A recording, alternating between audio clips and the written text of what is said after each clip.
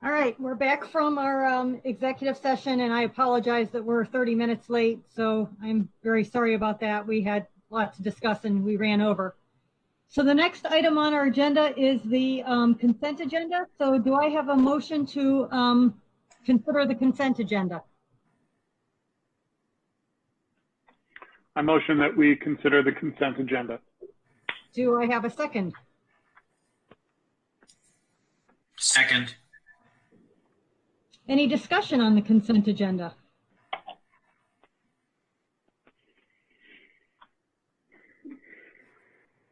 No discussion? Then okay, Mr. Gaynor, will you call the roll? Ms. Wright. You're on mute, Beverly.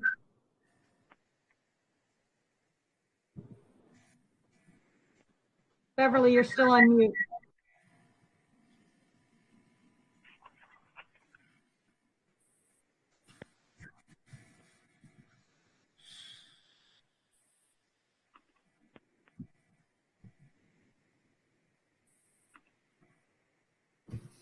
Yes.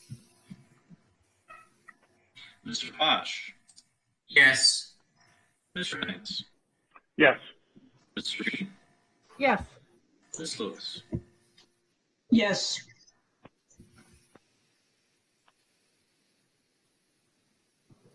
Okay, there's one item under personnel, which is a resolution to terminate an employee. That is not part of the consent agenda. So do I have a motion to consider the resolution to terminate an employee? So moved. Do I have a second? Second. Second. Is there any discussion? If not, Mr. Gaynor, will you call the roll? Mr. Posh. Yes. Mr. Hines. Yes. Ms. Reed. Yes. Ms. Lewis. Yes. Ms. Wright. Abstain. Okay, the next item on the agenda is under the superintendent's report. That is an approval of change of the 2021 school year calendar. So Liz, do you have any comments you want to make on this? We have been posting and collecting feedback on the calendar. The vast majority of our constituents and stakeholders agree with moving the start of the school year for students back to September 2nd. And so I respectfully request the board to approve the calendar change. This will afford us time for planning for our reopening. And this is the second reading. So we're voting on this tonight, and our vote will be to change the calendar to start on September 2nd. So do I have a motion to consider the approval to change the 2021 year school calendar? I motion that we, so motioned. Do I have a second? Second. Any discussion on the change of the school year calendar? I had one question, which was whether we think that the 2 days for student intervention is sufficient between reflection and the beginning of all the students being back on, whether or not there might be a need for more than 2 days. We could explore the use of those professional development days and bring additional students in or have additional days within that calendar. We also will be planning ongoing intervention and support across the school year for students, beginning with an assessment of where they are with their learning so that we can plan those supports across the different models that we will have for education. So that is definitely one of the top priorities in terms of assessing and supporting those students who we know have experienced learning loss during the spring due to the COVID-19 closure. Liz, could you talk a little bit more about what sort of things you had in mind for those days of student support? I'm going to ask our Ed Services Department to talk through that piece since they'll be leading that work. So Assistant Superintendent Gould or Bob Swigert. time to speak to that question. Good evening, everyone. In regards to, can everyone hear me? Yes. Okay. In regards to preparing students for the upcoming school year, we are looking at those students who we know we have some concerns with already. Principals have been keeping data on those students. So we are looking at providing some intervention around math and ELA to what we call kind of front loading the information so that they're prepared a little bit as they enter into the school year. That may be working with our some of our teachers to definitely provide that instruction for them. The other thing that I would add is we've already started intervention over the summer for our primary students. So we have 100 students in our primary grades enrolled in the Springboard Learning Collaborative, where they are getting weekly coaching on literacy skills, coupled with coaching for parents to help support those skills during 6 weeks, I believe, in the summer, so that they can start the school year with a stronger start. We know that our younger learners in particular are vulnerable to learning loss, and they've missed some building blocks. And so with that one-on-one weekly touch individually with the teacher for 100 of our students, that's going to help us stem the tide on the literacy front for early learners. I think just the one thing to add is really looking at these days as the opportunity to start accelerating students instead of thinking about students coming in with some sort of deficit that they've missed. And I do not think that that's the case. I think our students have been doing as good as they can. And I think that what we want to try and do now is accelerate their learning and get them into some really good habits and routines and allow for them to realize that you can move quickly in order to get caught up with your peers and have success. So I think the biggest piece for this is how do we get kids to be on a winning streak at the beginning of the school year? How do we keep them engaged? How do we help them find success quickly so they can know how to keep that success going throughout this school year?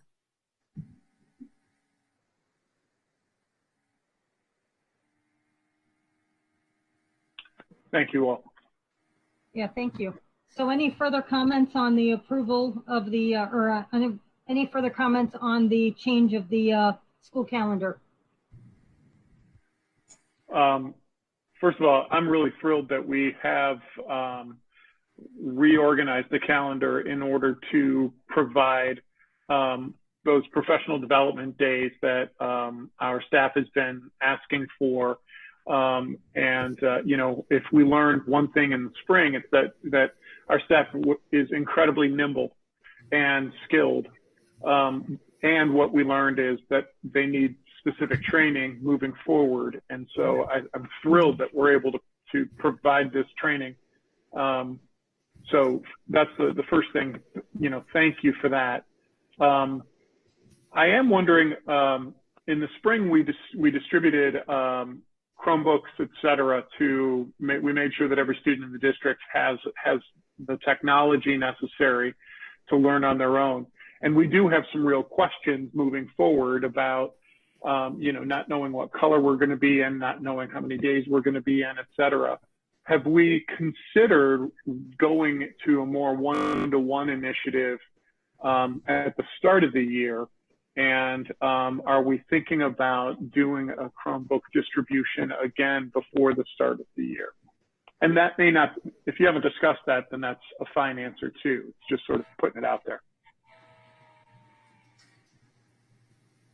Yes, Mr. Hines, we are looking at being one-on-one with all of our students, and we are looking at dates right now for Chromebook distribution prior to the start of the school year. Prior to, that's great. Thank you. That's good to know. I look forward to learning more about that. My only comment is I want to thank everyone for all the work. I know it's been a lot of planning and, you know, even the calendar pushing that back. I think it was important to do, particularly when we're trying to make plans about something that's happening 6 weeks from now. And it feels like new information and things vastly change even within 24 hours. So I think moving the calendar back is a good idea, and I'm in support of it. So I think that we're ready to take a vote on this. So Mr. Gaynor, will you call the roll? Mr. Hines.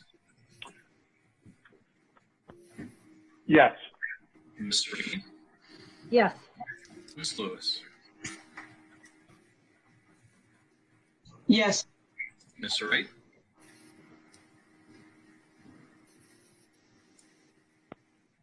Yes. Mr. Bosch. Yes. All right, the next item on our agenda is financial reports. And we have to Jody, approve. those are part of the consent agenda. So you're, Oh, you're right. That was part of the consent agenda. All right, so the next topic is the work session topic, and is the school reopening update. So Liz, I'm going to turn it over to you for that. Thank you, and I'm going to ask our supervisor of communications to load our presentation. We will, the cabinet is coming back to share updates on planning from the July 7th meeting when we first introduced our draft plan around reopening. So I see that's up. Jody, as you just mentioned, this is a really big challenge for districts across the country because everyone is trying to predict what will be happening in 6 weeks. We know in particular that Ohio is one of those states that is going through a lot of challenges right now with COVID-19. And the state that we had when we started to plan in early June is different than the state that we are currently in. And I think it's really important for everyone to keep this in mind as we review and refine the plan and as families weigh their decisions. I can imagine it's also very difficult for families not knowing specifically what's going to be the state of COVID-19 in our county and in our state in 6 weeks. So today we'll share our updates, and in particular, we have received frequently asked questions, and so we're going to address some of those frequently asked questions tonight, and then engage in additional questions that the board may have after the update. And I wanted to really start with this slide. I referenced it a bit in my opening comments. This alert system was implemented by the state of Ohio in July, and it actually came out right kind of in the midst of, we were kind of deep in our planning at this point. You will note that there are 4 levels in the county alert system. And so there are a couple of things that I want to point out as relates to this and how it impacts our planning.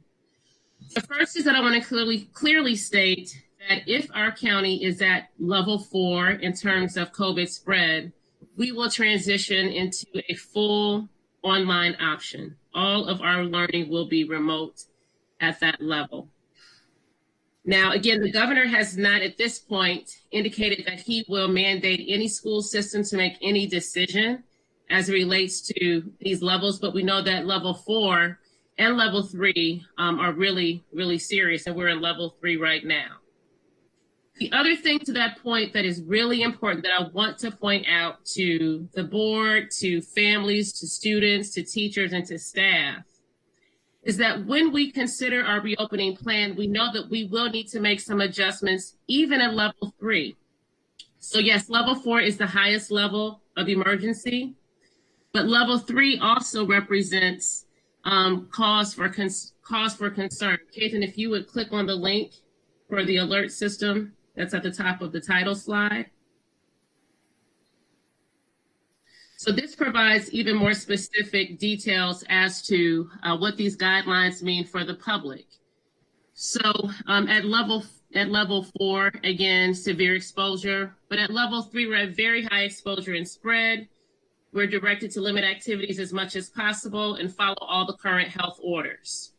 So we know, for example, that this may mean for the one model of in-person instruction that we have as an option for our families, for our students in K-5, we may not be able to offer that type of model if we're at level 3 in the fall. And so as we finalize our plan, we'll be looking to see what's appropriate to do at level 3. We know that we will shut down in level 4, and even consider what happens in level 2.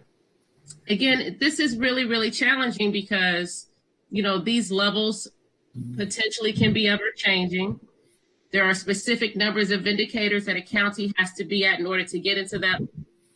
And there's a specific period of time where a county has to show improvement or certain metrics in order to move up or move down a level accordingly. And so I say that, Kate, and you can go back to the main slide. I say that because I know that we have families that really all of the kids we have families that want all the kids to return K-12, actually. We have families that want the kids to come back right now, but we have to make sure that we're safe in those decisions. And for that reason, if there is a need for some adjustments or some flexibility as people consider those choices, we will be reaching out to families if we need to make those changes as we continue with our planning. Really, really important to consider. I know that families are weighing the decisions. They want to think about what's best and what's right for their student, but we have to make sure that we are thinking safety first as a foundation of our planning. So we can go to the next slide, Caitlin. So I wanted to give everyone a sense of where we are with our current as relates to the 4 models that we presented on July 7th. So this just represents our elementary schools, K-5. You will see that we have 197 families or students that would like the blended learning. We have 164 that would like the My School Online. The 87 students that have selected fully online and 179 that have selected K-5 fully in person. We have not yet heard from 1,438 students in our elementary schools. We've started phone banking. We'll continue to remind families to make those selections. This also doesn't include, we know we have new students that enroll, so those are students that we will be getting information about their choices as they enroll in the school. The next slide details the secondary selections. So in our high school, in our middle schools, 436 students have selected blended learning. 221 students have selected My School Online. 116 students have selected full online. And we have not heard yet from 2,001 students. And so again, we will continue to get those choices because that will affect our planning for sure. And so we now want to walk through some information. These next slides will share additional information. They are based on the FAQs, and we will also pull out some FAQs. So I'll turn it over right now to Assistant Superintendent Felicia Gould. Thank you, Superintendent Kirby. Just to provide more in-depth information in regards to our blended learning models, what we are looking at here is the blended model that has been proposed. And we want to talk about what the in-school instruction looks like and what the virtual instruction looks like. We know that we are looking at students in groups A and B, and A again represents students with last names A through K, and students in group B represent students' last names L through Z. For the in-school instruction, students would attend school and participate in their core courses. We are looking at that being the basis for the schedule. And then there would be some electives that students would take place in. Students may be required to log in at designated times to receive electives for the AP and elective courses. For the virtual instruction that would happen, if I'm in the student in group A, my virtual instruction would be on Wednesday, Thursday, and Friday. If I'm a student in group B, my virtual instruction would take place on Monday, Tuesday, and Wednesday. For students that are using the virtual instruction, we're looking at classes online on these days, and they would just be participating remotely. And what that remote learning looks like is that they would be reviewing classroom materials that may be recorded. They can access through a learning platform, and we would be working with students who need, as Bob said, accelerated support. All right, as we think about instruction model number 2, which is the My School Online, we've had lots of really interesting questions and feedback around this idea. And so I want to just provide a brief overview. Just imagine picking up school and doing everything that you would do in school. You're now doing it virtually over the computer. So much like we would normally be sitting in the board meeting right now and we'd be face to face, we're doing that same thing here. And that's kind of exactly how we should be thinking about the My School Online. We know that the families might have lots of questions about this, and this sample schedule is meant to help people articulate a little bit more about what a typical day would look like. So as you can see, we would have students log in to their online classroom. They would be in class with their teachers from 9 a.m. till 10 a.m. We wanted to make sure that we included that morning meeting to really help really just ground students in what's happening for the day. There's some great practices around implementing some social emotional learning activities with students at the beginning of the day to really get off on the right foot. We would think about that as being an hour block. We would have scheduled breaks, as you can see, in between our instructional blocks. And really, we think about 45 minutes is really, I think that that's on par with some national trends. And even as we looked at plans from other districts about how much time would be, when we block it, would be really good for instruction. Too much time and all of a sudden you lose the interest of the students, too little time and you don't provide the content. And it seems that what is coming out of some of the research across the country is really this 45 minutes seems to be useful. At different levels, we know that that would mean different things. So at the elementary level, we know that that would be much more complicated, and we would expect our teacher to establish some routines with the students to not just be sitting in front of a screen for those 45 minutes, but it could include lots of other things like activities, guided reading, even some of our vocabulary acquisition routines that we have. So they would chunk that 45 minutes in a much different way than we might at our secondary level, where there might be some more direct instruction, student reading, and then some conversation between the students. In the My School Online, we know that it's important that students are interacting with each other. So this is not like our different model, which is the full online, where students are doing a lot of self-paced, self-guided instruction. This really is having that conversation and that opportunity to discuss and learn together. So the My School Online is really being face-to-face with your teacher, but then having that opportunity to interact. All students that would participate in the My School Online would receive both core and electives. Right now, we are working with our specials and our elective teachers to think about what does that look like. Students may be required to log in at designated times for certain electives and AP courses, and that's basically due to the number of staff that we have qualified to teach those courses or have gone through the training. So we know that we might have to blend the lines a little bit between some of the students who are participating in those AP courses with the My School Online and the blended. So that is something that we need to look at as we continue to find out how many students are selecting the My School Online option.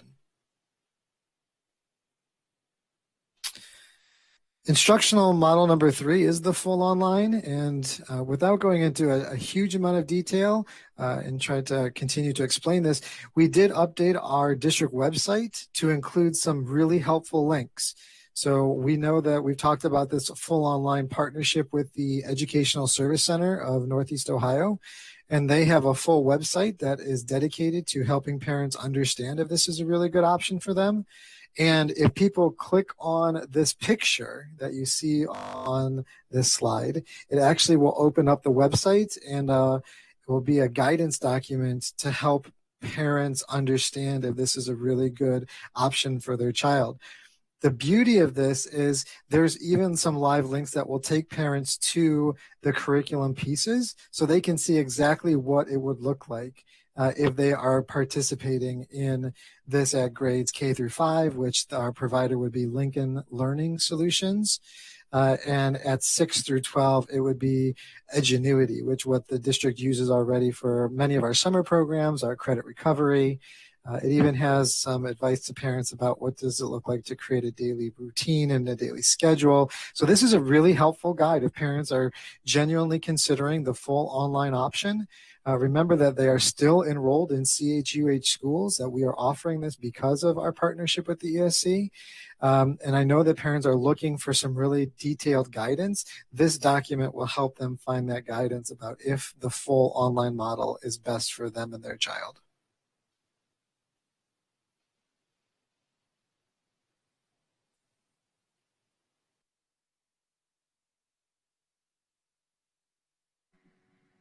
So now we move into some FAQs in regards to our blended learning model that we have heard from families. The first question is, what will the structure be for the 3 days at home?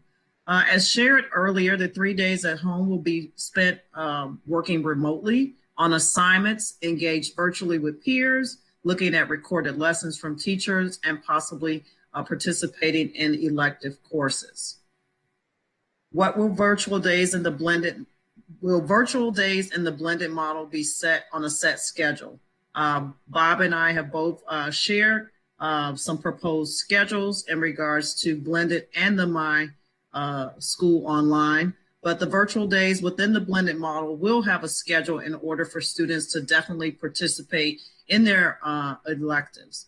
And only part of the virtual days will include in that schedule, and the remaining of those days will allow for students to have some control over the time, the place, and definitely the pace of how they learn.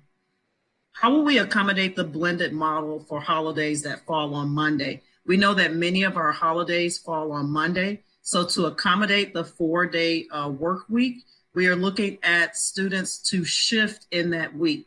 So students who would be in the blended learning model that would normally attend school on Monday and Tuesday would then shift to Tuesday and Wednesday, and the cohort B would continue on Thursday and Friday. And to address concerns in regards to looking at cleaning and what would take place during those, on that Wednesday that is normally an off day, the cleaning and sanitizing that would take place after hours, and the schedule would accommodate what teachers needed for planning. Are we able to have siblings on opposite schedules and not follow the AB model based on their last name? Yes, and I would say to parents to just contact the building principal with specific concerns related to A and B if there are siblings that have different last names. The principals and the counselors are working to adjust schedules as well as balance enrollment to accommodate the requests and the selections that parents have made. Will enrollment be balanced in the blended learning model? Yes, again, principals and counselors are working to balance out enrollment to definitely accommodate, to make sure that there are not more students in the A through K cohort and the L through Z cohort. Around some of the FAQs for the My School Online component, we've heard a question that if teachers are in class instructing students all day, who is responsible for online instruction for those students whose parents choose to keep them home?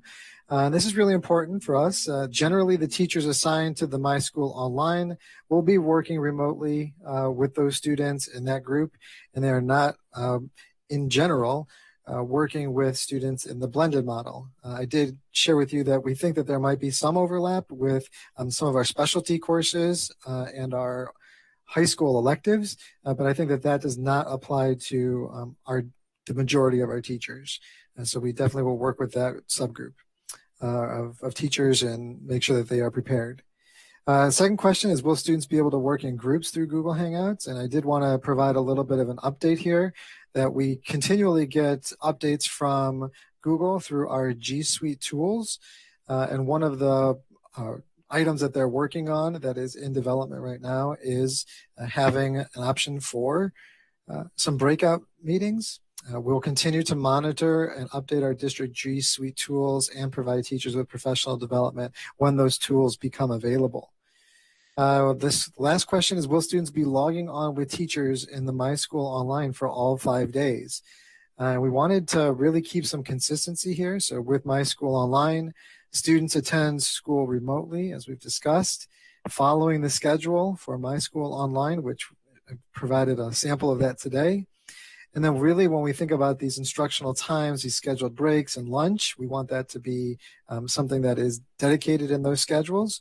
We're working with our elective teachers to determine how best to provide instruction with specials and elective courses.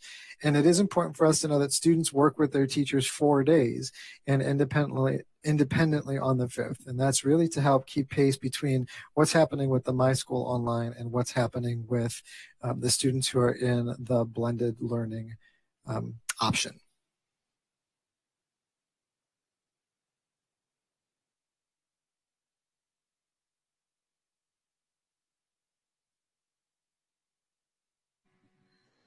Sorry about that. Several questions have been brought forth about specials and electives. We have had an elementary special and a secondary music subcommittee. And that subcommittee has made recommendations to our larger reopening committees.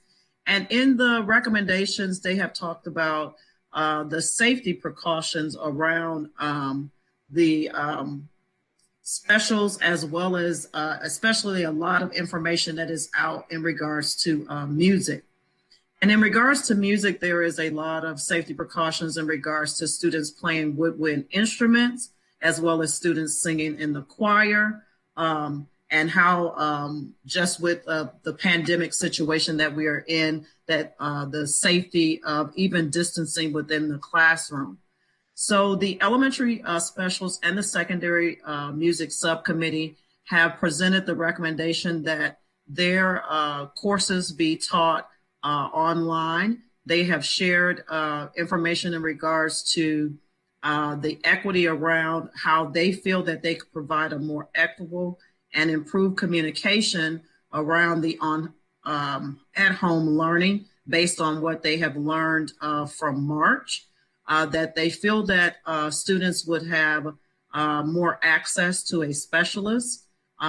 They are willing to work together to provide the opportunities that they need to offer these special classes online so that students are really in a more equitable and a very creative learning environment.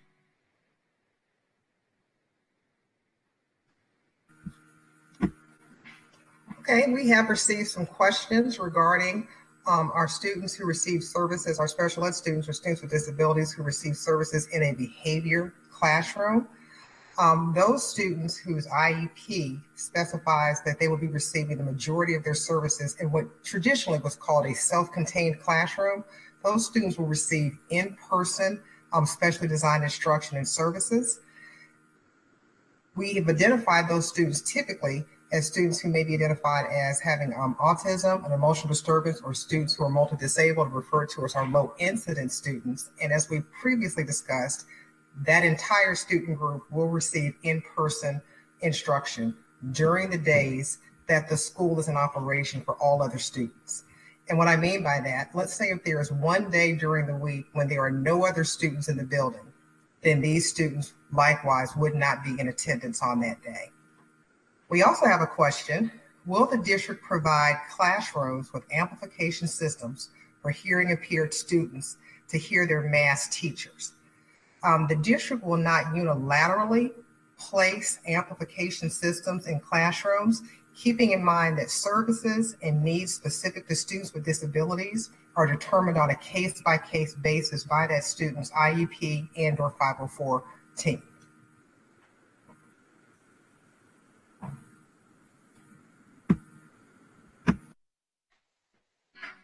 And our next question is, will gifted services be offered? Yes, gifted services will be offered to our students in both the blended and the My School Online models. And delivery of these services will be determined by our parent and family learning model selections. Just reminding parents that the selection process will end on this Friday. Once we have information, then we will determine how the model will be delivered and look at the appropriate mandated hours that are needed for gifted services. We know currently that there are 3 hours and 34 minutes needed for students in gifted, and many of those models that are used within the school require either a pull-out or a clustering type of service model, and then that would be considered in both the blended and the My School online models. Parents that are opting for the full online model would not be receiving gifted services.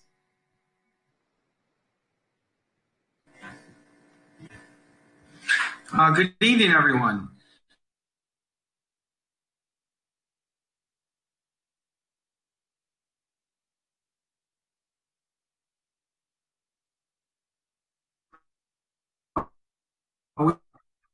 We've also You're frozen. I'll take this slide for you because your questions around. Paul, can you? I'll take these slides because Paul got bumped off. So we've been receiving lots of questions about the wearing of masks. We know that this is a challenge and a concern for families and for staff too as well.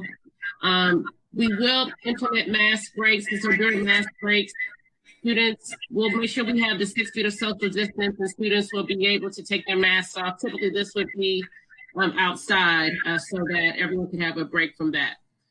Will protective equipment be provided to staff? This is a question. Example, gloves and masks. We are providing face shields for employees. The cleaning custodial staff will have gloves provided as a part of their work and other PPE. And we'll be looking at the other needs for all of our departments as it relates to the need for this equipment. Again, everyone will be required to have masks. We are ordering thousands of masks for the district. We'll also have the face shields for employees as well. We did get a question on whether or not there's going to be a designated person to monitor the compliance of masks. We will not have that. We don't think we'll need that. We definitely want to make mask wearing and all of these safety precautions a part of the culture, and we'll be teaching these expectations and reinforcing these expectations to students as well. Paul, you want to try the next slide? Sure. One more thing about masks. We will be bringing forward a mask policy, a face covering policy that we will be bringing forth to the board in the very near future. As far as temperature checks, we're currently assessing at-home or in-school temperature checks based on final numbers of students and staff in our buildings. We haven't made a final recommendation, but based on the number of students and staff in the building, it could be feasible to do those temperature checks each day. And at minimum, parents will be required to assess their students every morning before sending them to school. Good evening. I'm going to speak about purchases made for health and safety as of 7/21/2020. We have purchased and received 47,000 face masks. Face shields are being produced by Greg Nachman. We expect those to be available at the time we start school, and will be issued to each employee. The counter sneeze guards, I've purchased 40 of those. They are to be delivered this week or next. That's to go on every administrative assistant's desk and receptionist. The backpack sprayers for playgrounds are currently in use, and we're disinfecting playgrounds every morning. The nitrile gloves, we were very fortunate. I just received in yesterday from 8,000 sets of gloves. I'm going to be trying to purchase more. The motor scrubber storm backpack sprayers, I ordered 16 of those. Those pieces of equipment are similar to the Clorox 360, or will be similar to the Clorox 360. They're capable of taking a disinfectant spray and spraying it. I bought 2 for buses, and we're going to actually distribute these to the schools. The Purell Quick floor stands, those were ones that we purchased, and they're the lightweight ones that are disposable. The Purell gel hand sanitizer refills, those just showing you the quantities that we're getting in. I have more on order. I was very lucky to get the social distancing carpet floor signs. I looked online, most of them were sold out. These are we're going to use these to put tiger paws, and they'll adhere to the carpeting. We're going to actually have ones that we can paint on floors, on tile floors. But we've got these for each of the elementary schools, and we'll put out other floor signage for social distancing. Purell disinfecting metal floor stands. Those are more sturdier ones that'll hold a permanent product that we'll put at entrances to all the schools. And we have at this moment 482 Purell disinfectant dispensers that are being installed in the classrooms. And we have purchased the student technology devices. And on top of this, there's numerous items that we have on order, just have not received yet. And I'll be updating the board on that in the future.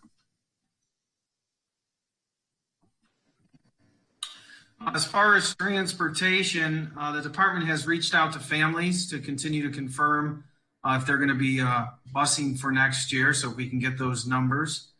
So we are planning on putting one student in a seat if possible, and two to a seat when necessary. And safety precautions will be used on the bus. Students will have to have masks.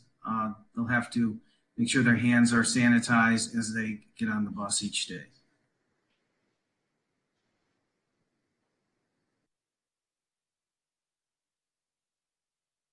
Before I go to next steps, we wanted to add one more piece of information on our gifted services. Yes, our gifted services will be provided for our families who are also in the in-person model. I'm sorry, I neglected to say that. Thank you.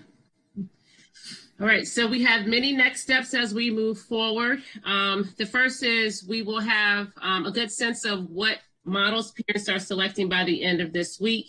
So once we assess that information, we'll add that to refine our plan. These FAQs will be posted on our website. We'll also send out a follow-up letter tomorrow morning to families with the link to this presentation and also the FAQs.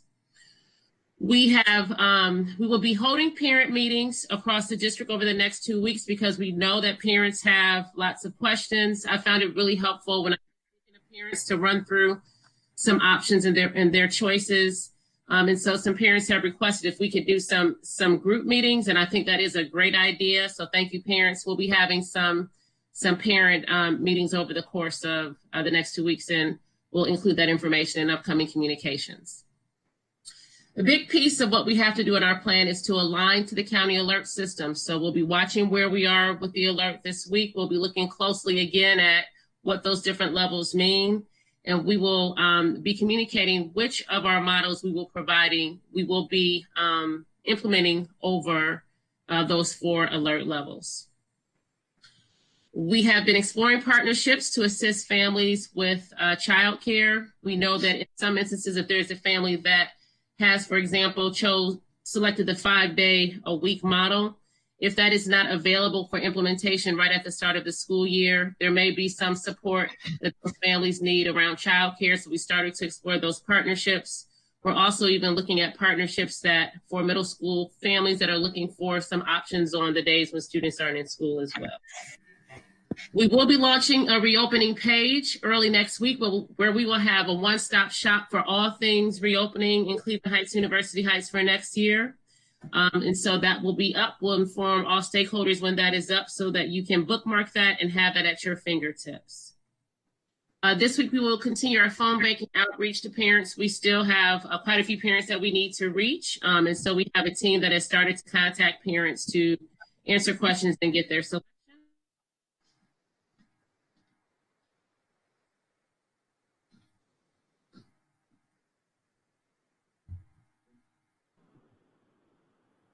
Liz, you froze.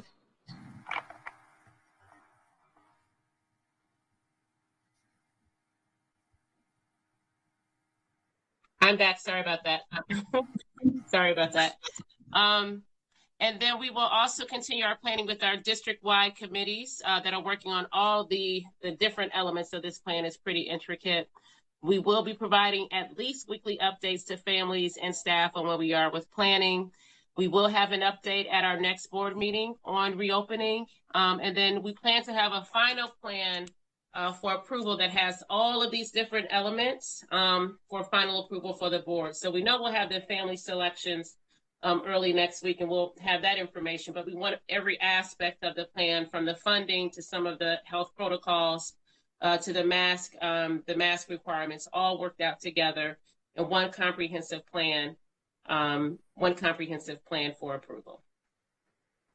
So that concludes our update, and we can now take any questions from board members. Hey, Liz, I had a question. If we end up in purple, so if that's where we're at, which model then will we be using for online learning, or what then do families transition to? So families that are already fully online can stay in that model. Families that are in blended can or 100% in person, if we have that model available, will all transition to My School Online. So that means all teaching instruction will move to a similar schedule to My School Online, where a student is enrolled all day, follows the schedule, sees their teachers, and gets the instruction that way. Okay, thank you.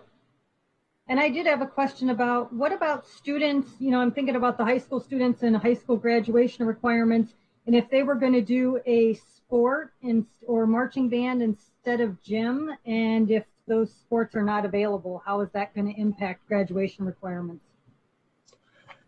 I have been seeing, Felicia, you can handle that question. This would probably go more to our credit flex options, so I'm going to let Bob talk about credit flex. So whether we're offering PE in person or we're offering those sports in person, there are still additional ways for students to earn that credit. So we've used our PE waiver, we've used our credit flex application. The one thing to know about both of those is students usually had to complete those requirements by the fall of their senior year. So we really would be looking at the kids who would have been trying to get that second semester of credit. So we would need to make some accommodations for those students that would have been participating in a fall sport. Spring sport really doesn't impact the seniors. It's more the juniors that are trying to build that for their graduating year. So I think that we'll look at some of the guidance from ODE around credit flex and the sports. But we know that the students that are in a real predicament, we can get them to do some things through similar ways that we've done credit flex in the past, and we can get them the credit that they need. Okay, thank you. And then I had a question, and George, when you were going over your items, I think you skipped over the no-touch thermometers, and I'd just like you to talk about that for a minute. I currently have, we received in no-touch thermometers for each custodial staff when we first went into town. So the custodians were checking temperatures of the staff coming in. And now I'm going to be researching to purchase more for the nurses, and also seeking other options if we, investigating the equipment that scans up to 60 people when they come into the building at once. So we're looking at all different options. Okay, thank you. And then Liz, this is probably last one for you, but I was wondering what happens when a staff or student member tests positive? What's the protocol for that, or what do we do then? So when a staff or a student tests positive, first of all, they're in touch with their healthcare provider. That provider and the Board of Health will conduct protocols to trace contact. Typically, they'll look to see who was within contact of that particular staff or person within a certain distance or for a certain amount of time. They will then assess to see if those individuals need to be quarantined. In the meantime, while that assessment is happening, we will also be in contact with the Board of Health, explain the situation, and get their recommendation on whether or not there needs to be a shutdown of either a classroom or a building for a specified amount of time. The CDC recommends, if necessary, a 2 to 5 day, can be anywhere from a 2 to 5 day shutdown, but it really does depend on the situation and where the student specifically was interacting. We're going to try to limit, interaction as much as possible to reduce exposure. But But, I will tell you, likely if we do get a positive case, we will have to do a shutdown. We just have to determine the amount of days. I always want to note that caveat, though, because we must really be in contact with the Board of Health as well. Absolutely. So then if that happens and, say for whatever reason, it's just some kids are quarantined or staff members are quarantined, do they then move to My School Online during that quarantine period to continue their education? They would definitely move to one of the virtual options during that time period. And for the staff person, it depends on the situation. So, certainly if they're sick and off, then we would have a substitute teacher there who would handle that. It kind of depends on the situation. If they're able to provide some virtual instruction to a group of students, if they are all quarantined, we'll have to assess that on a case-by-case level for sure. But we do have those online options to help ease some of that transition for the students and the staff person. Okay, thank you. And I'll let other board members now ask questions. Sorry, I was taking up the time there, folks. I have a question. I have a few questions. I've been asked by several parents whether students who are in the blended or 5-day-a-week on-site model will be attending their home schools, or whether we're going to be moving kids around to adjust numbers for social distancing.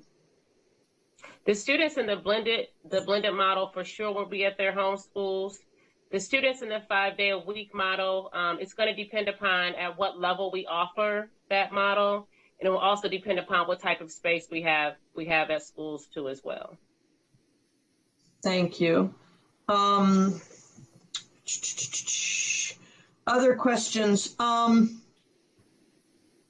Do we have a plan to monitor absenteeism? Because it's possible that a bunch of students don't come to school, but we don't get a phone call saying my kid's sick.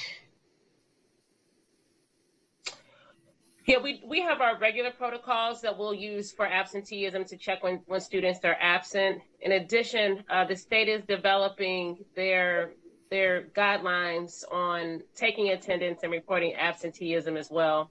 We will for sure be looking for spikes in absences as potentially a harbinger for sickness as well. Okay, thank you. What about our English language learner students? Do we have any specific plans to help them? I'm going to be organizing a meeting with the parents of our English learners in particular and have a translator available, because I want to make sure that we have a good understanding of the needs and questions for the families of those students. And sometimes the parents are not English speakers, and we want to make sure we give them full access to the information and can answer those questions. That will also entail, and that will help us assess what type of interventions we need to have it in place in all of our models for those families. So that's one of the parent meetings that I was referencing earlier that we'll have specifically for our English language learners. Great, because we need to make sure that we're reaching out to them specifically.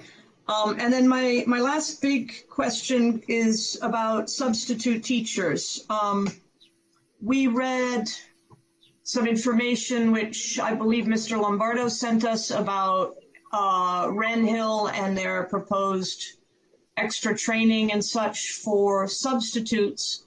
But I've heard from several members of the community who do substitute that they have not gotten anything from Wren Hill specifically about their plans for working in this new environment.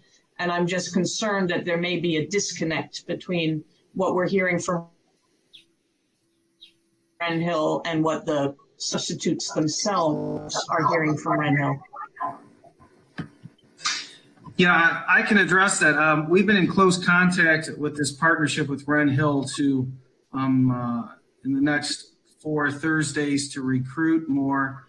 They've assured me that they will be putting some protocols together for their staff, and that will definitely be something I will follow up with as I meet with them on Thursday for our first session at the high school for our recruitment.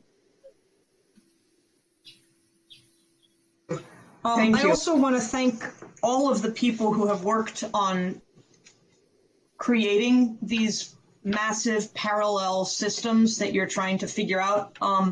This is an enormous amount of work, and I am sometimes dismayed by people who express mistrust in your intentions. And I think that it's wrong to think that somehow your work is not done in the best of intentions and with the most dedicated commitment to trying to figure out the best way to do this. And I just want to thank you publicly for this, because it's incredibly difficult, and there's no question that everyone is working very, very hard to sort through this. Thank you. Well said, Malia. I have two questions regarding transportation. Will there be monitors on the bus this year, and are we required to transport our voucher students? We are required to provide transportation to our non-public school students. Mm-hmm. We do not have plans to add monitors onto our buses. There are some buses that do have monitors based upon some student supports that some students get, but we don't have additional plans to put monitors on the bus. It is, as it was in the past, a funding issue for us, so we're trying to prioritize our funds as much as possible around the safety and the educational needs and the return. Okay, thank you. I also wanted to echo what Malia said about members of the community throwing a significant amount of concern about this reopening plan. And I just want to remind everybody that we as school districts, all 600 some in Ohio, have to basically reinvent the wheel. Each one of us have to reinvent the wheel on how to figure out how to go back,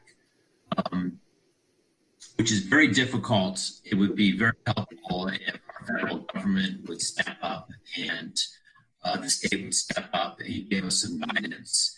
So we've all had to do a lot of the research on our own. And I think it's clear that we as a school district recognize the fact that, especially in the K through 5 world, going back is absolutely essential for our kids.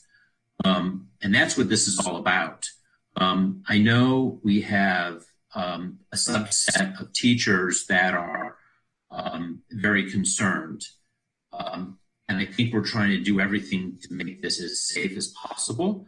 But I think we have to look at the big picture. Until there's a vaccine out, nothing is really safe, and we just can't stop the learning of these youth that we have. So, I mean, when this COVID thing hit, we saw signs in front of doctors and ER nurses that basically proclaimed that that these people living in these houses were heroes. And, I'm looking for our teachers to step up and be these heroes for our kids. It is essential that we do everything we can to be safe, but make sure we're educating these kids. And I'm thanking the administrators right now for trying to put together a plan, a very flexible plan. I mean, if you look at what other school districts are, we are offering more choices for our parents than I think that I've seen. And I think our parents, because of the diversity in our district, need that flexibility and need those choices. We also have to remind ourselves that we are 6 weeks away from school. In the last 2 weeks, we have moved to be in this red status, so things are ramping up. I think we do expect them to calm down at some point. Hopefully we're not going to go into purple, but we know what happens. Liz, you were very clear on that this evening. But it's very likely, as we saw in the April-March timeframe, where we were having a skyrocket of cases, they flattened out and then they lowered. And it's, you know, that's what's going to be happening with this. You're going to see these waves of spikes and not spikes. So for those that are saying that we completely should shut down, well, what happens in the September, October timeframe when things do calm down? So we're going to have kids at home. That doesn't make sense. I mean, we're trying to plot out a school year that's going to be, essentially 9 months long. So my thanks to everybody for putting this. This is a good presentation. I mean, I love the idea that there's going to be a website up next week that's going to elaborate on all this and give more information to our parents. I appreciate that already twice this month you've given us updates on these. So thank you.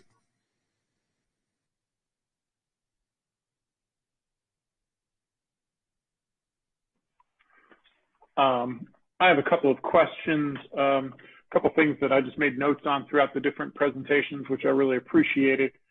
Can somebody talk about the days under the virtual, the blended schedule and the My School Online, how we will be taking attendance and then following up on attendance under the virtual platforms? Because I know that was an issue for some students last year, and I'd like to know what lessons we've learned and what changes we can make.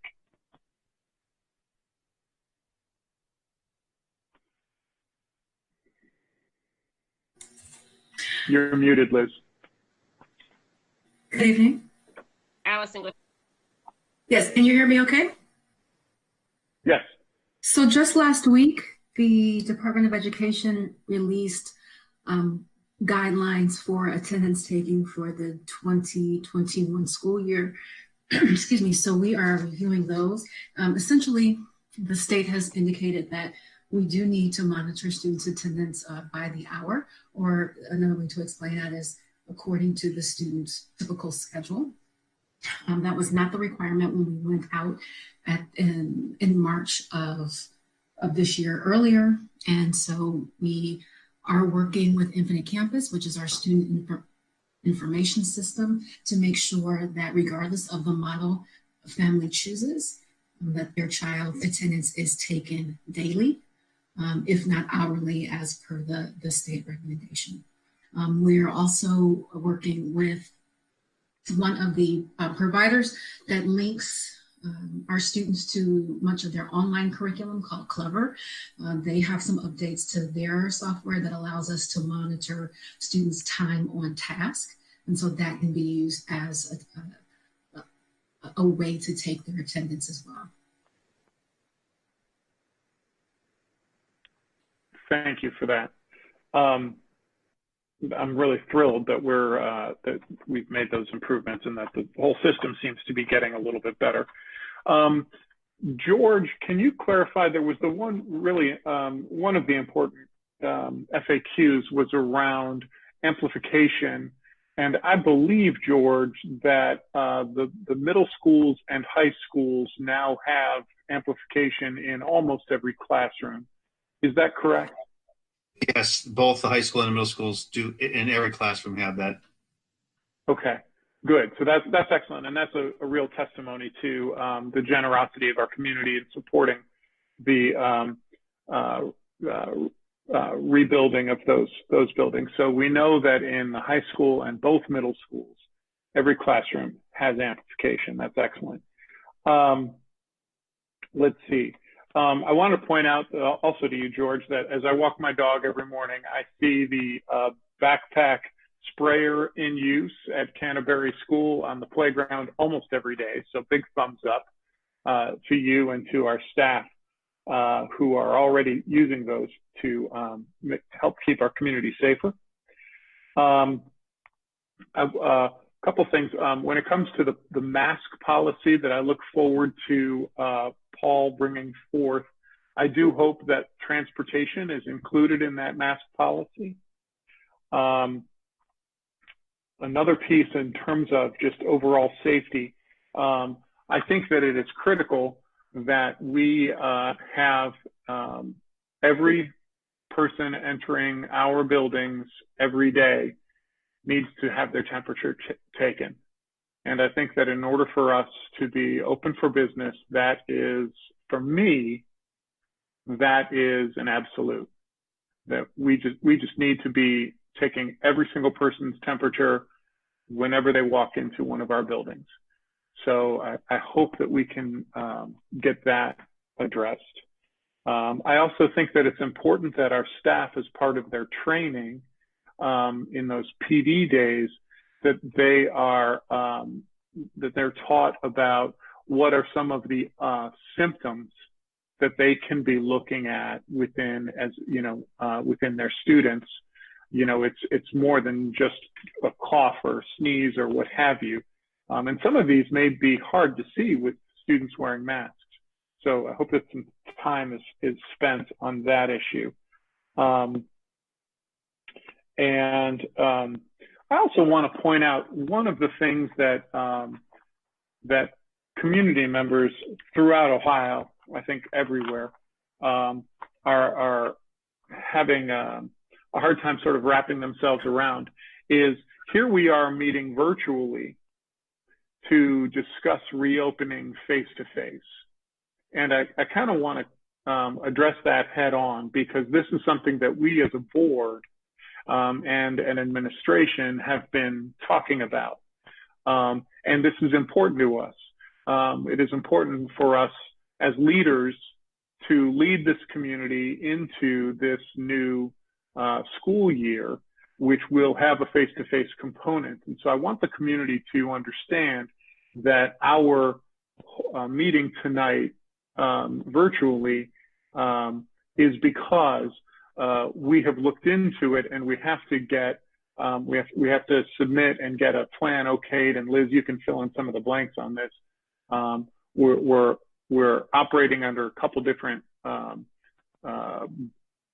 regulations. We have to get the health department to give us the okay, and we also have to do it in a manner that satisfies our open records and our open meetings requirements. And so we have to sort of weave those two requirements into one meeting. And so we are not avoiding meeting face-to-face.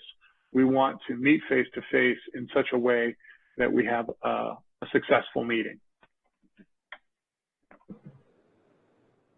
And Dan, I'd like to add that as a board member, and I have a child who attends the school, he's at the high school, I've already signed him up for the blended model. So I'm leading in that way as well, that, you know, I feel it's safe enough that I'm willing to put my child into the school building.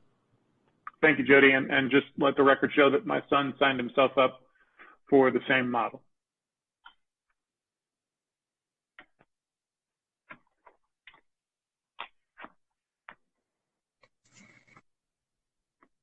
Well, thank you all for your comments and questions. And again, I want to reiterate, this is an evolving situation, which is why we will be providing frequent updates, housing all the information on the website.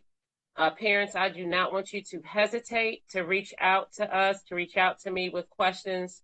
We are happy to walk you through your questions or concerns. You'll be hearing a lot from us. As I talk to people, some of them are surprised that, you know, that we're calling them and directly answering their questions. But parents, we're getting great ideas from talking to you and hearing what you're sharing. So we want to make sure we keep those lines of communication open. I want to say the same for teachers who have reached out to me with some really great ideas and some things to consider that I've been able to take back to our leadership and take those back to the committees as they engage in their planning. So it's a tough time for all of us, and I know that we're all in a very heightened state. But we will rest assured we'll stay focused on safety and stay focused on meeting the needs of our students as well. All right, that concludes our update, Jody, if there aren't any other questions. Okay, thank you, Liz. And I just wanted to echo Malia's comments as well. I really appreciate the staff and everybody who has served on the re-entry committees. And I know it's been a lot of work, and it's been a lot of work in the time of year that usually is not the busiest time of year for you. So thank you for putting in that extra effort. The next item on our agenda to discuss is levy. I'm going to kick this off just by reminding everyone that we did have a levy on the ballot in March. That levy did not pass. It was a 7.9 mil levy.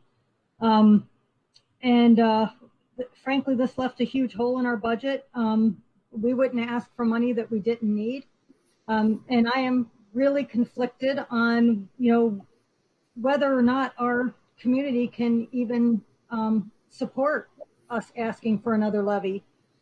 And I just know that right now a lot of people in our community are hurting. A lot of other government agencies are cutting their budgets. We've done some cutting, but I think as a group we need to discuss this and figure out where we want to go, because the clock is running out. If we are going to put a levy on the ballot, we would need to do a first reading tonight, and we'd have to hold a special meeting next week to get a second reading in so we could get that ballot language in time. It's really challenging because just like when we had to vote on this in December to get it on a levy in the March ballot, who would have known that we would find ourselves in the middle of a global pandemic? The election would end up being a lot longer than we thought it was going to be. Who thought that a lot of people in our community would be faced with the challenges that we were faced? Nobody could predict back in December that was where we were going to be in March. And it's really challenging because I can't predict now where we're going to be in November. Just as like I was saying, it's really difficult to predict the school year that's starting in 6 weeks. November feels like a lifetime away right now. But I want to open it up to everyone, and I'll go on the record right now saying that, I'm conflicted. I have lost a lot of sleep over this. And I really don't think that our community could support a 7.9. It wouldn't vote for it in March. And I'm not willing to put that back on the ballot, at least not at that level.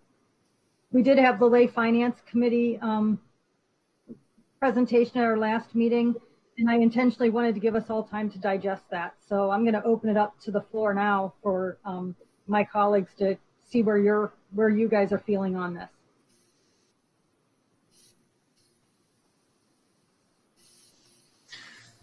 I'm paging through the Lay Finance Committee report, and I don't know, is there some way that we can put that up? Yeah, I can share my screen if you want to pull that presentation up. Yeah, I don't know. I mean, I guess I don't have anything in particular. I mean, it's 20 or 30 pages. It was very comprehensive. Recommendation was to put a levy on the ballot. The issue is we're running essentially a $6 million deficit a year. It's already with no staff raises. It does keep our fringe benefits flat.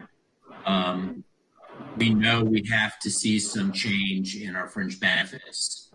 I am certain that, if we do put a levy on the ballot, I got to tell you, and I'm really reluctant about doing so, we have to show the community that we are making as many cuts as we possibly can. Here we are in a situation where we're already, bleeding $6 million a year, and we have $1 million of expenses that George had already spent. This is over and above what would be in the 5-year forecast. And if you look at the National Academies report that we all have, if you just do the math there, they're predicting a school district our size would be an additional $2.8 million because of this pandemic. But what happened? I mean, the state cut our funding. So, and I understand that they're short.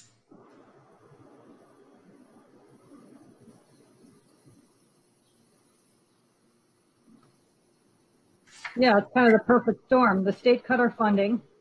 Our Ed Choice numbers went up because of the expansion allowing the siblings. The pandemic is causing us to have to spend more money in order to operate safely and also to make sure that kids have enough technology to be able to learn online. and there's really no good answer. I will note. Go ahead, Scott. Yeah, I just wanted to note, because I'm sure some people may have seen this, that there is some additional CARES funding coming to districts. So Friday they announced that they were, the state had done their thing to release some additional CARES funding to districts for the purpose of trying to defray some of these reopening costs. So the simulation that was shared with us shows us receiving about $312,000, I want to say.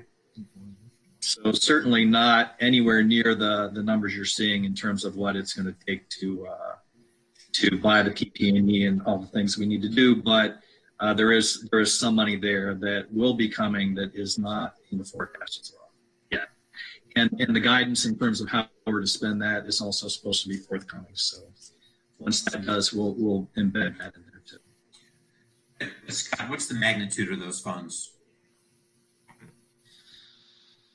So I didn't look across all districts to see how much it was in total. I can pull that up, but like I said, for us, it's a 1 year bump right now of about $312,000.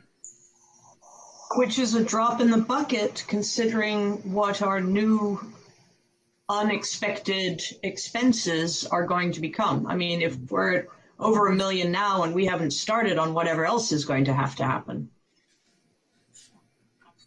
Correct. It's a real balancing act, trying to, both figure out what those additional costs are going to be, and then also what some of the costs that we might not have if we don't have a traditional school year in place, in terms of some savings that we might see from, not having field trips, for example, or, some of the extra assignments that we might typically pay, or some of those kinds of things that, it's almost right now we're in a mode of trying to divert money that we would typically spend for something else to these purposes, or for these purposes. But yeah, when it's all said and done, we'll see where we end up.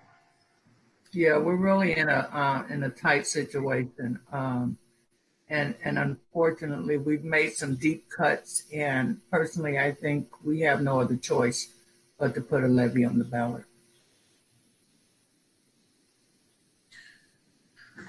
Well, I think we need to make more cuts, but that's a conversation that I think we need to address maybe shortly. Can we maybe work backwards and look at a timeline here?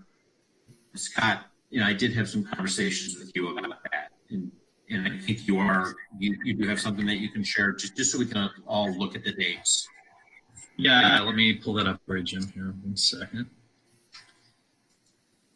I mean, my fundamental issue here is we have a 5-year forecast, but it's making some assumptions on how we're going to deal with situations regarding our negotiations that we're in right now with our union.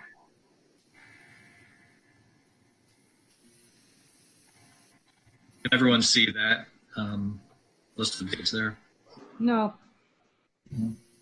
No. It's not sharing.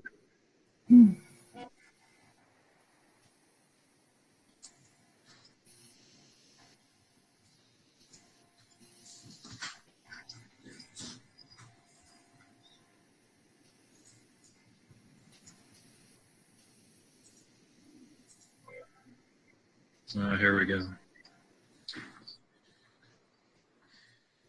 Okay, so Okay, now we can see that. Right. Yeah. Operator error, sorry. So today you see we have July 21st is what would be or could be the first reading of the levy. So don't forget that we need a first reading, which requires at least an affirmative vote of 3 of you to move it forward. Then I would take that levy with whatever millage you might choose to the county. They will come back a form where they certify how much money that would raise for us.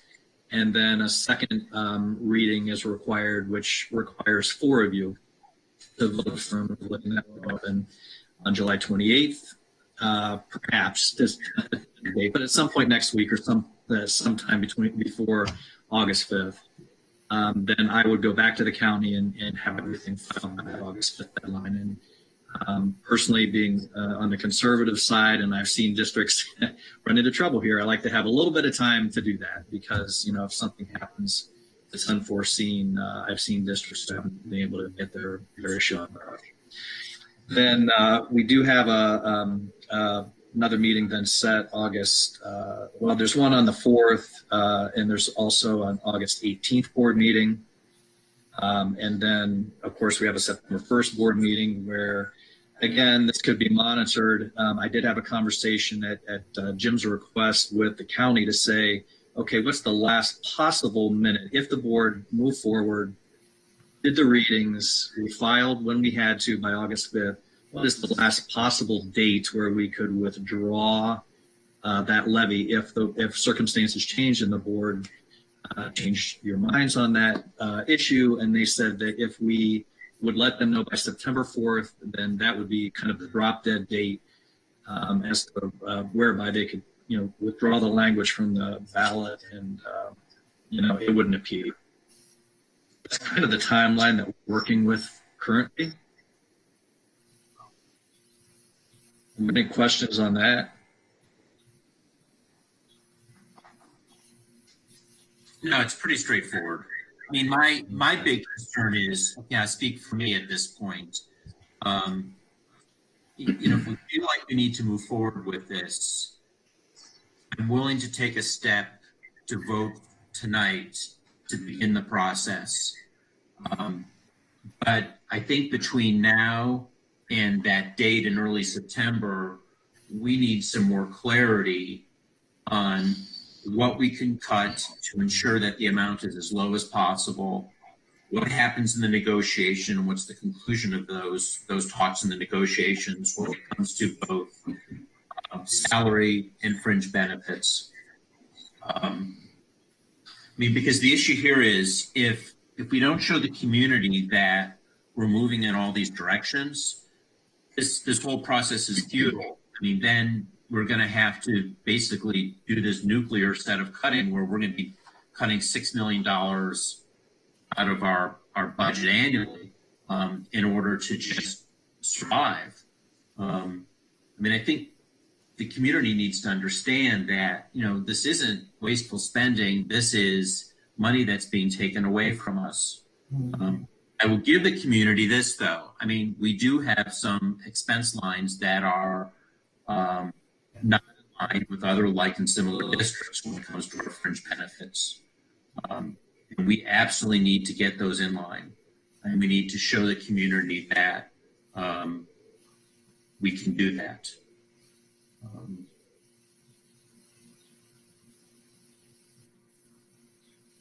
And I'll also say that when you look at this levy finance committee reports, they gave us a range, and they said, look at, the lowest level you can do is a 4.9 levy, which is, for all practical purposes, half of what we asked for before, and it'll last 2 years. I personally don't think we can go any higher than that. I'm already reluctant to begin with to even do this, and we're just going to have to make that work.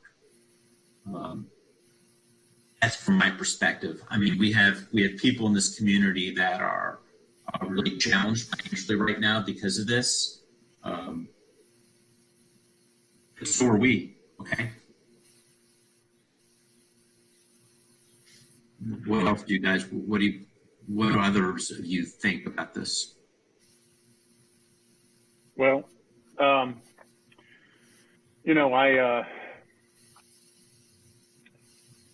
I really agree that these are difficult times. We're all struggling, and our taxes are expensive. All of us get the same tax bill as well, and it's not easy.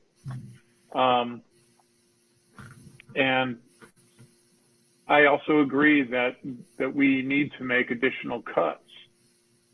And I believe that we need to make those cuts, as I've said previously in meetings, I think we need to make cuts now because I am deeply concerned about our ability to finish this year in the black because we have such a tiny margin. That's a margin for unforeseen circumstances. And heaven knows we've all seen unforeseen circumstances before. So I really think that we need to look at some more cuts right now just to get through the year. I'm also looking at the LFC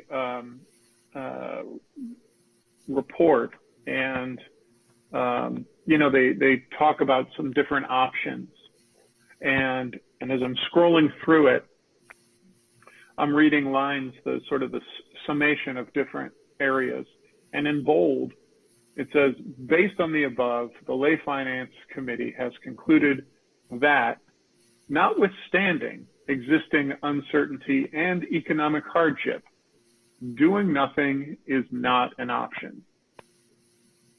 A little bit later in the document, they say, again in bold, based upon the above, the Lay Finance Committee has concluded that, notwithstanding existing uncertainty and economic hardships, it would be unwise for the board to delay another levy until 2021. So I really look at those things, and it takes me down to the, you know, the range of their recommendations. And I think that we need to lean on Scott for some judgments about that. But I also want to say, you know, as a graduate, K-12 of our public schools, and as you know, my wife is as well. My son is a rising senior at Heights High. It always strikes me that when you start making the cuts to programs, it is the programs that define us differently that are the first programs that get cut.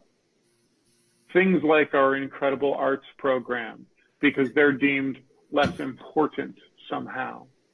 You know, I'll put our music department and our arts department overall side by side with any private school in America, and I know where we're going to end up in that side by side. I've been at too many concerts and exhibits to not know where that finishes.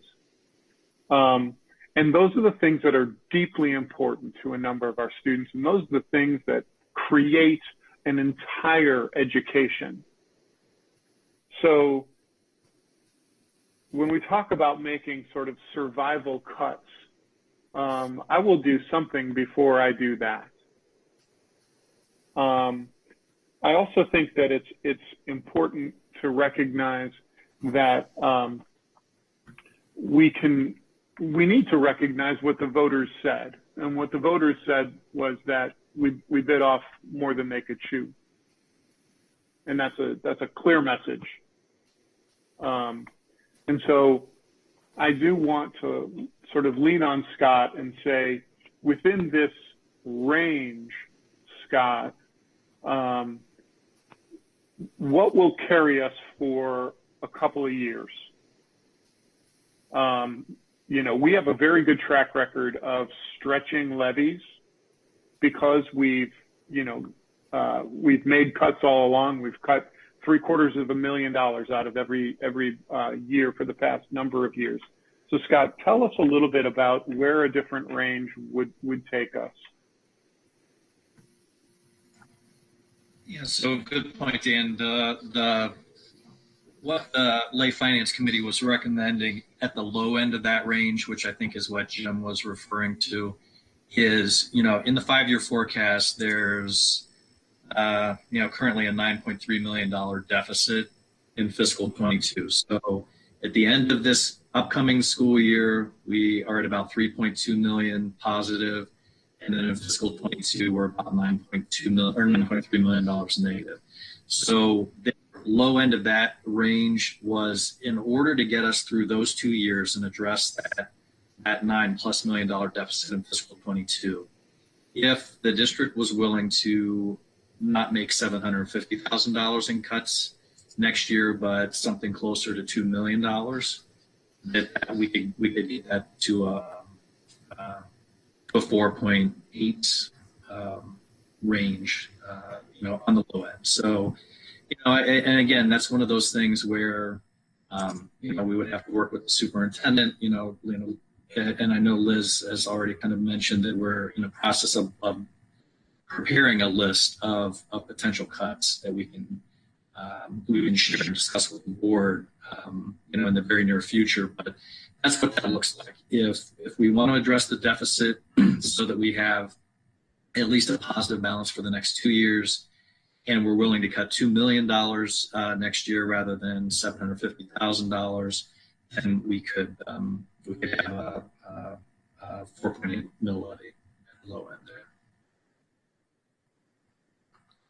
But and again, what those cuts look like, that's just a matter of, as you said, Dan, what things that we would all determine would be, the most important.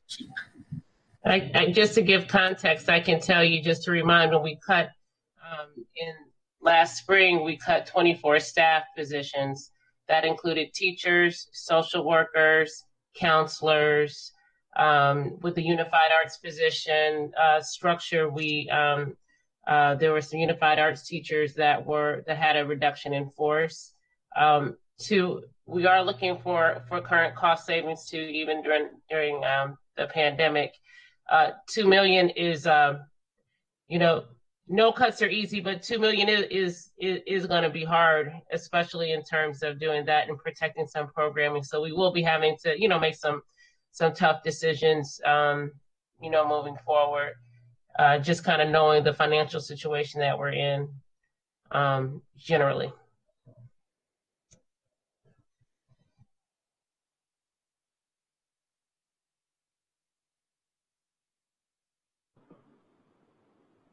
Well, I think that, from my perspective, the whole community is having to make some tough decisions and to make some tough cuts. I know our cities are furloughing employees. That's not an option that we have. I can't ask for more than 5. I just can't. And I'm even struggling with asking for 4.8. It's just, I look at, I know unemployment in Cleveland Heights is around 20%. I don't know for sure what it is in University Heights. I know a lot of our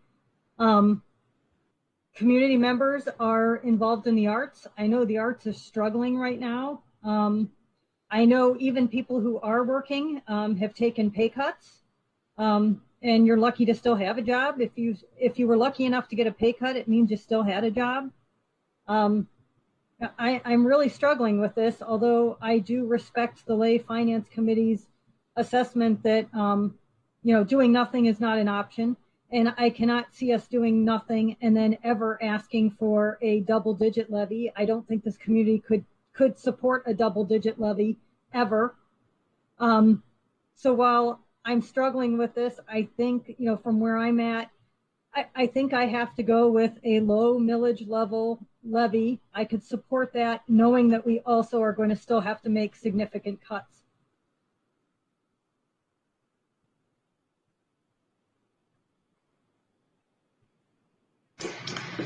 What worries me, of course, is that our 5-year forecast is based on all things remaining equal.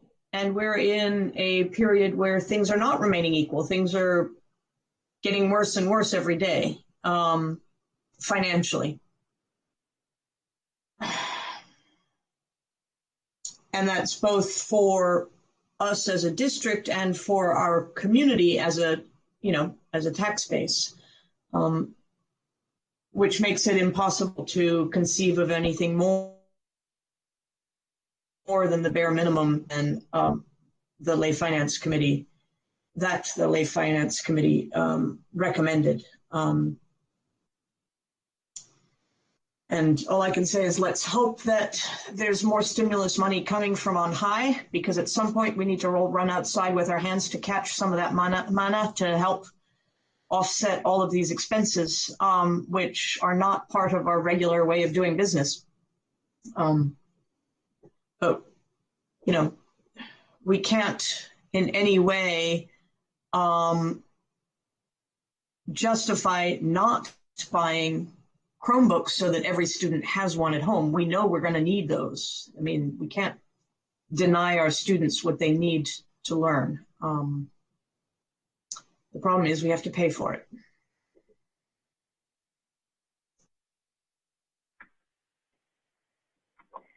If I could just add it real quick, you know, the phrase "you don't know what you have until it's gone" kind of keeps coming through my mind tonight.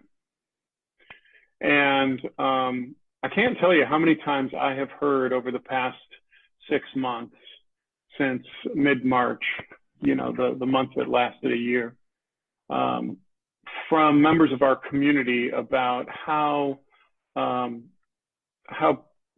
impressed they were with the work that our teachers did and our administration did, pulling together an educational plan that was one thing on Thursday and a very different thing on Monday. And, you know, and I think that that is a testament to, you know, we've been on a pretty tight budget all along, and we still have pulled that off. We, since then, we have distributed over 400,000 grab-and-go meals, and literally tons and tons of produce over the summer. You know, these are things that that our school and the large school community has been able to do, and I think that it's really important that we not do nothing, because if we do nothing, those opportunities are gone. Mm-hmm. So, you know, and filling in those gaps when those gaps are needed the most, we can't walk away from that. So I think that we need to move forward, and I would propose that we do move forward at the low end of the LFC's recommendation. So if is that 4.9 or 4.8, if I can make that proposal, if now's a good time to do that, then so be it. Yeah, that's 4.8. So Jody, do you need a proposal? Yeah, I need you to make a motion. Then on behalf of our community and our students, I motion that we put forth a levy request of 4.8 mils on November 3rd's ballot. Do I have a second? Second. Am I doing that correct, Scott, or do we need other language on that? Well, so let me just read, because Dan, I want to make sure that this language that we have, or that you all have, is consistent with what you were just proposing. So what the official language would read in your proposal is you're making a motion for a resolution declaring it necessary to levy an additional 4.8 mil tax for current expenses, and requesting the Cuyahoga County Fiscal Officer to certify the total current tax valuation of the school district and the dollar amount of revenue that would be generated by that additional levy, pursuant to sections 570503, 570521 of the code. So that's the formal resolution for that. That is exactly what I am proposing. And I want to add, and I would like to add that were it not for Ed Choice, I believe this would not be necessary.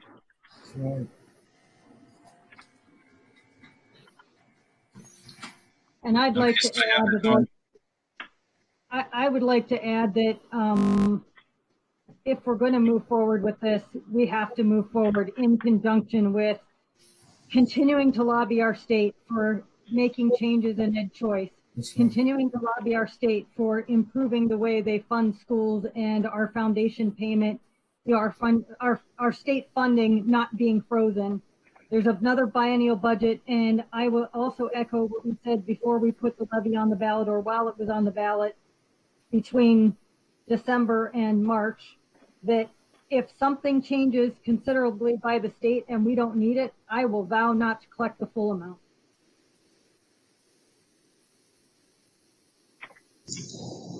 Agreed. So Dan made the motion. Who made the second? I did. Yeah, I have Beverly as the second. Thank you, Beverly. You're welcome. So do we have more discussion, or do we want to take a vote on this? No, I have more things to discuss. I need to make sure that, I'll vote in favor of this one because there's several checks that we still have to go through in order to get it on the ballot. But in order to move forward, I need to have a better idea of where we are with, keeping the numbers the way they are in the existing 5-year forecast when it comes to salaries and wages and fringe benefits. We need to see an additional, if I recall, $2 million in cuts. I'd like to see where those will be coming from. Now we're having another meeting the way this is teed up, there's another meeting next Tuesday. So I'm not sure because of the reopening plan, we'll be able to get all the information about cuts by next Tuesday. I'm going to assume that. But I think by the time we meet for our first meeting in August, I would like to know what those are.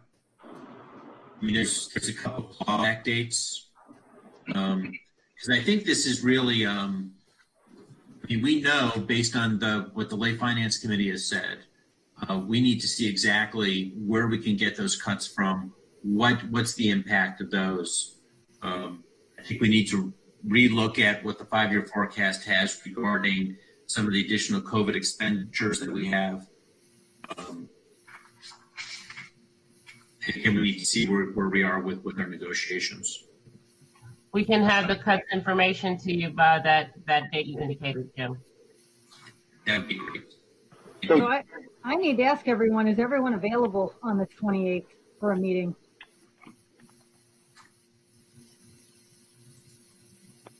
Dan, Beverly, Molly, Jim, Scott, Liz? Yes. Okay. Yes, I'm available. We'll have to call a special meeting. If I can just add, Jim, I want to clarify because I want to manage expectations in the community.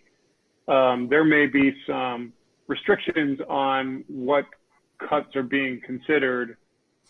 So that might have to happen in executive session. Is that what you were expecting, Jim, or for that to be announced publicly? I don't think we probably would be ready to announce those things publicly next week. Well, I mean, we basically have until September. I don't have the dates in front of me, but within the first week of September. September 4th.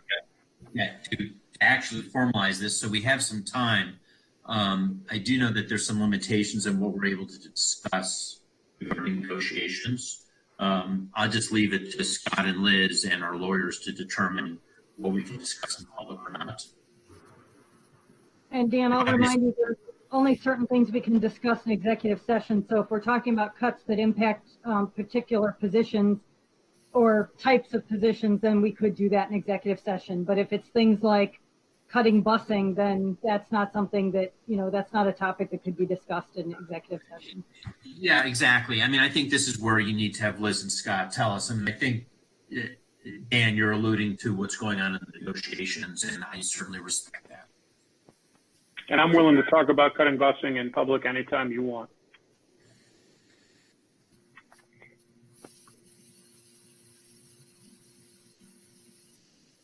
All right, any other comments or questions or concerns before we go ahead and take a vote on this?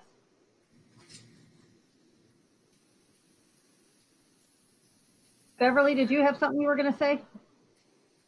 No. Okay. Then Mr. Gaynor, will you call the roll? I just want to reiterate how heartbreaking it is that we are in this position. Yes. We would all rather not be. True enough. Mr. Gaynor, will you call the roll? Ms. Frey.